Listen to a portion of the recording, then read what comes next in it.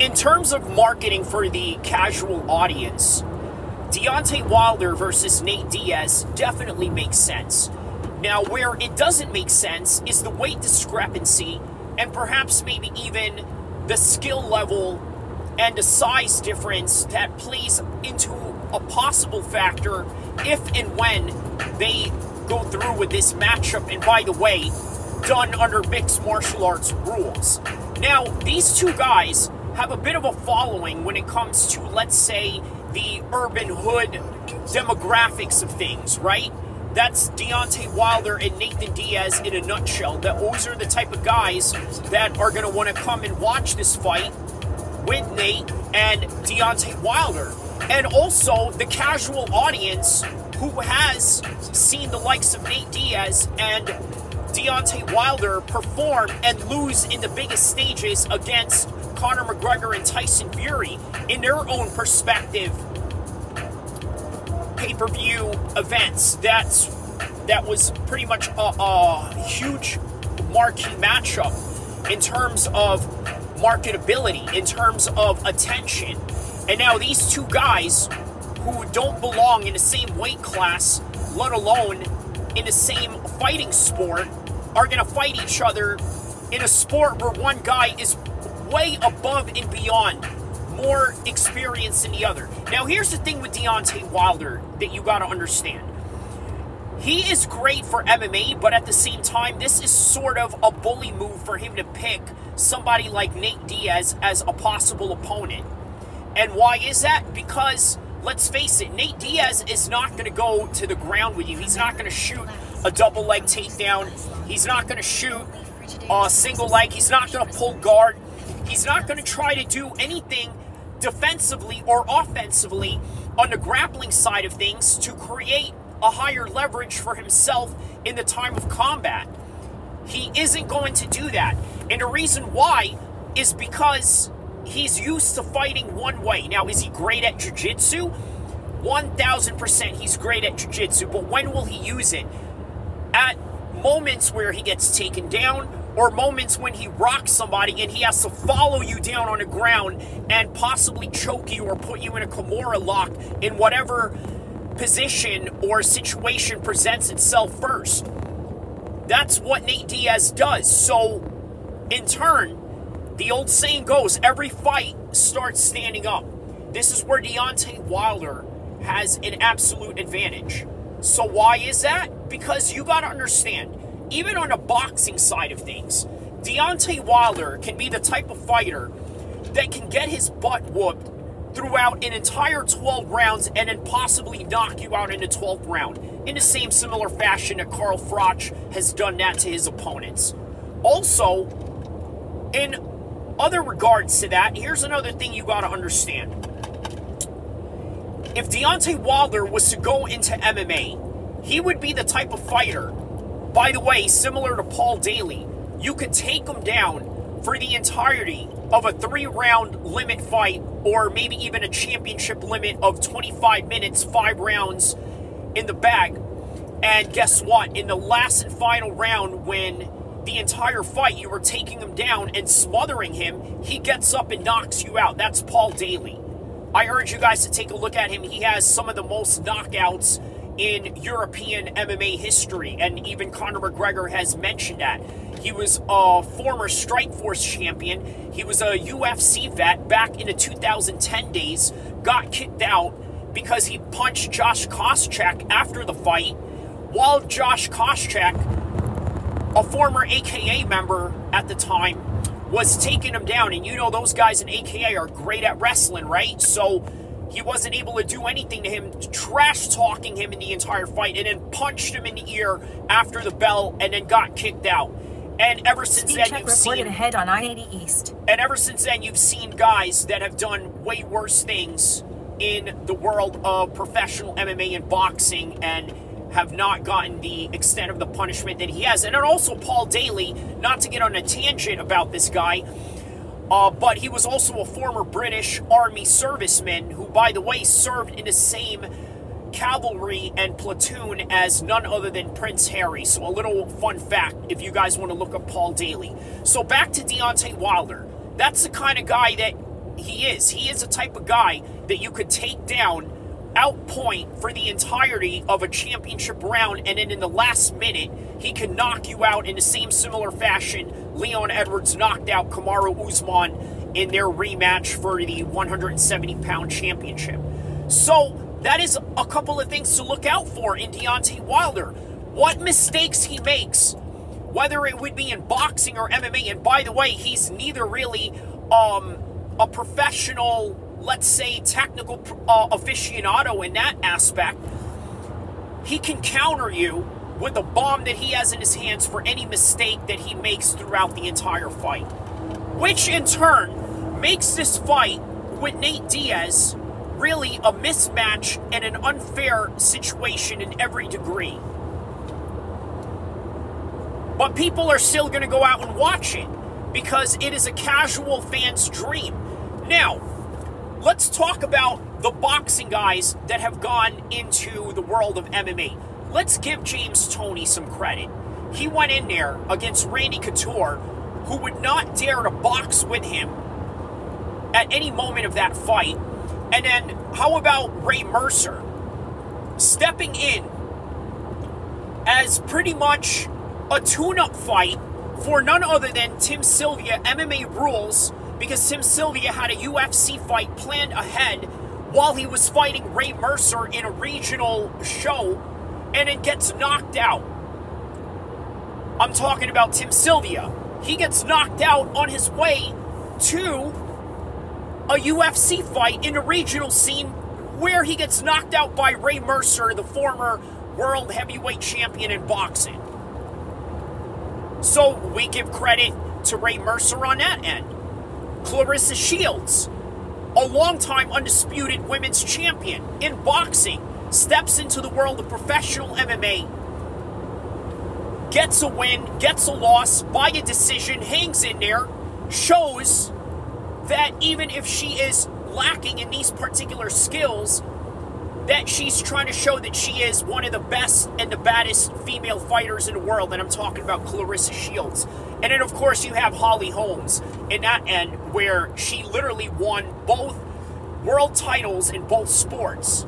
So we give credit to these boxers that have gone and done the crossover. With Deontay Wilder, in all honesty, for him to go in there and fight, let's say, other top heavyweights, to be honest with you, it would be very compelling. For the same reason that I literally just mentioned that he has an eraser from his mistakes. And what is that eraser? What do I mean by eraser? Well, you got a pencil instead of a pen, right? He is a pencil because he writes and he can erase whatever mistakes that he made.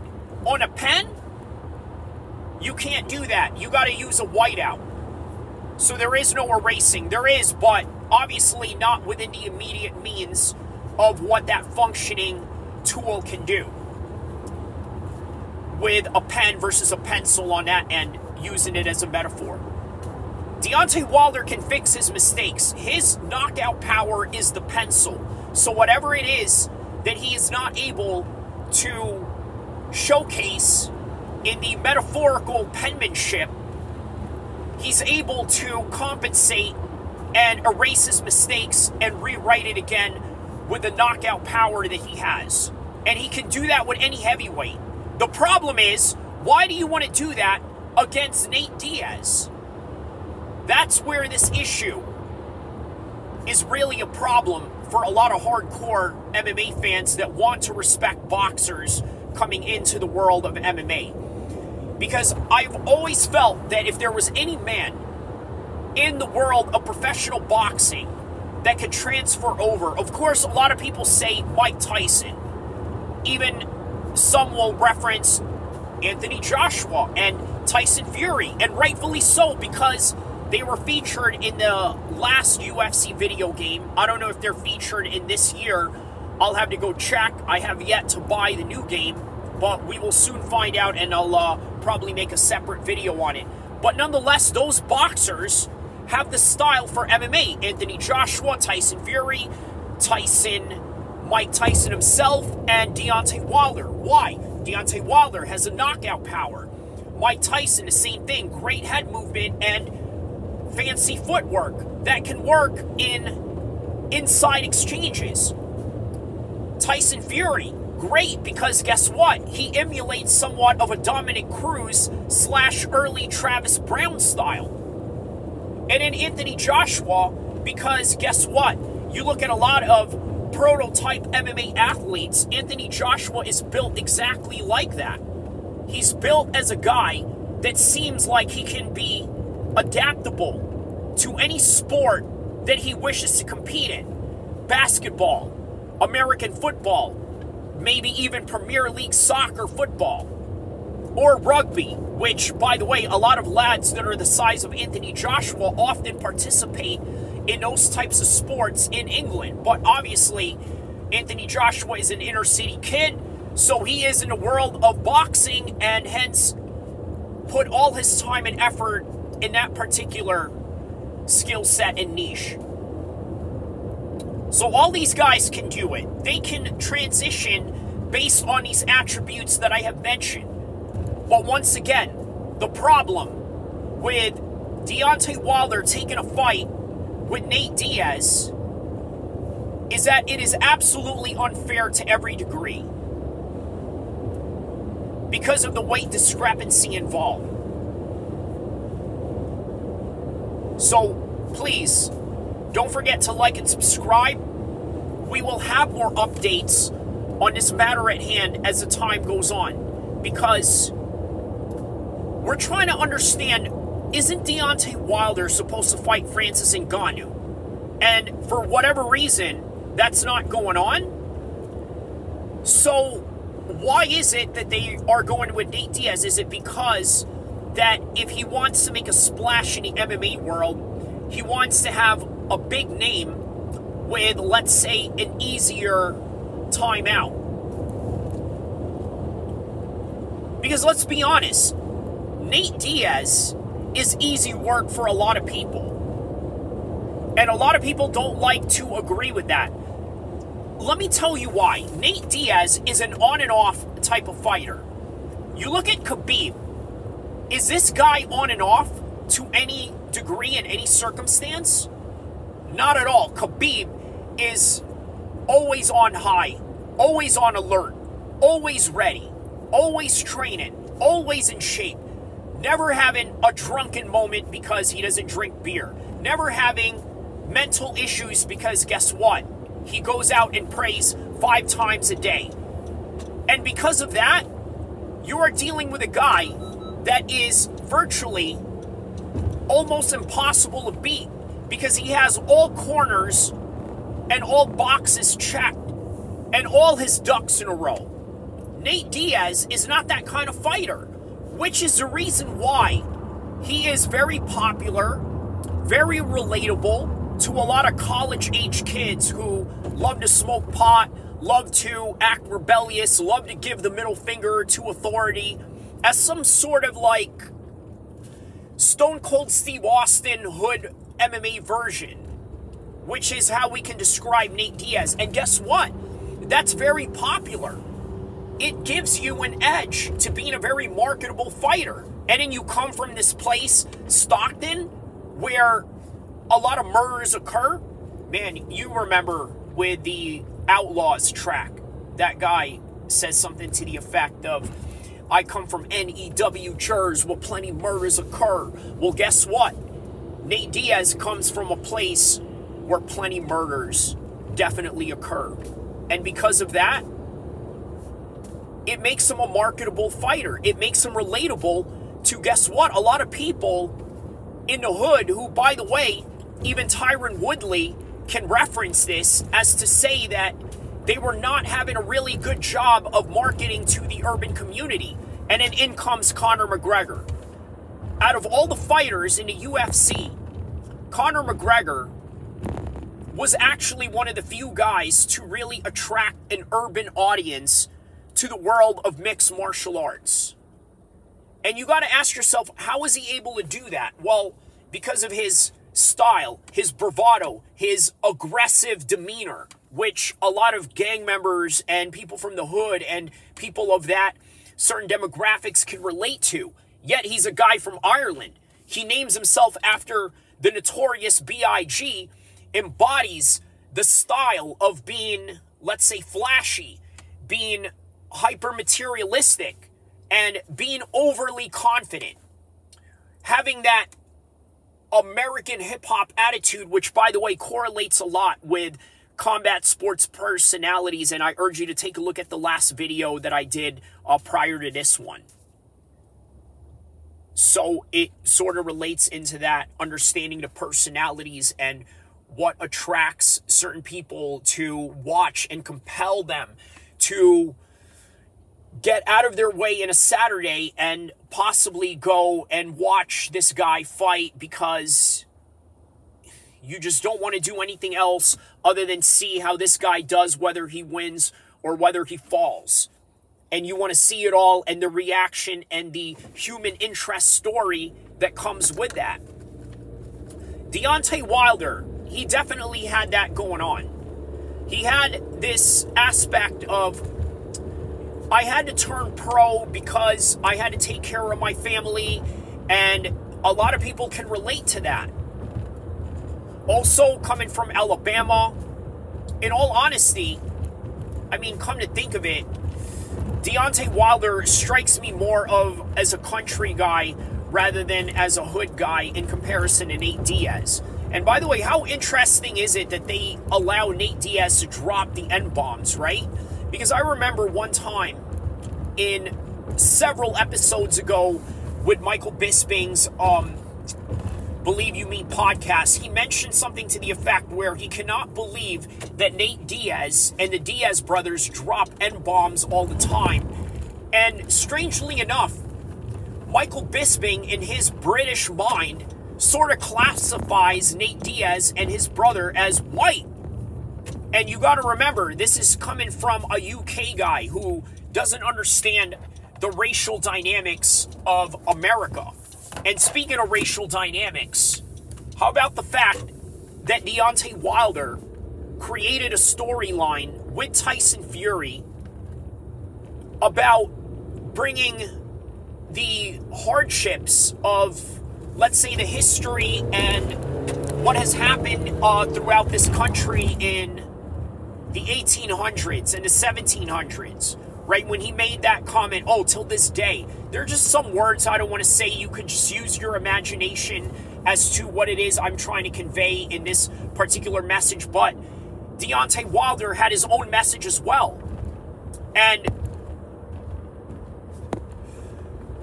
when Raheem asked him that question, Deontay Wilder said something to the effect, man, you don't know? Check Google. And obviously, what Deontay Wilder is referring to is the racial strife that has been going on in America for several hundred years. And this in and of itself is a great storyline and a great human interest for a lot of people to get behind. But unfortunately, even with all that long-winded compliment that I give to Deontay Wilder and the awareness that he wants to bring to the world, unfortunately, I have to be objective and say that this is an absolute bully move to the highest order.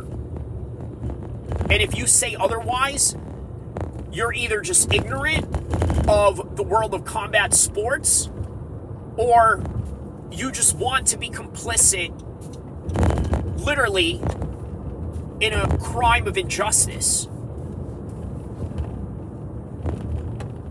But either way, we're going to watch the fights, no matter what weight class, no matter the discrepancy, and no matter the results. For all you know, let's really just put a positive spin on this. For all you know, Nate Diaz could possibly choke him out. Now imagine a scenario where, let's say, Nate Diaz gets knocked down on the ground and Deontay Wilder follows him to the ground. And when he follows him to the ground, he gets in his guard, in a full guard position, and out of nowhere, an omoplata choke on Nate Diaz. And if you don't know what an omoplata choke is, it's basically where you put your shins right on your opponent's chin or his neck, and you're squeezing him down using your shins to choke him with it. Using the sharpness of those shins to make him feel the blade that you've made. And by the way, this is a great move for, let's say, Muay Thai fighters if they are able to learn this, right? Because obviously, you know, Muay Thai fighters have some of the hardest shins. So, neither here or there.